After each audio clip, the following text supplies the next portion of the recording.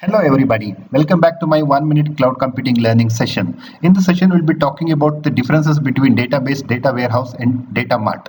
This will help us to appreciate data lake as a service. In today's terminology, database is a very generic term, refers to software and stores data and organizes data. Though in modern usage, it is often used as a shorthand for relational database. So in today's terminology, database would mean a relational database such as Oracle. So these databases are normally used for transactional data such as banking organizations, or also to store the historical data for over a month such as sales data and all.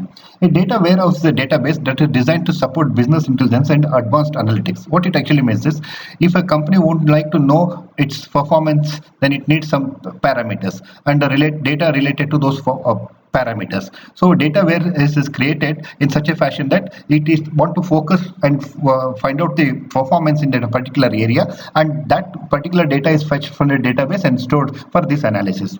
A data mart is generally a domain specific data warehouse used for a specific type of data, analytic or business process. For example, marketing data mart, a mart might just have a data of interest to the department. For example, a particular department like say marketing or say sales or manufacturing, they may collect all the data which is pertaining to their specifications and use that, and that is called data mart.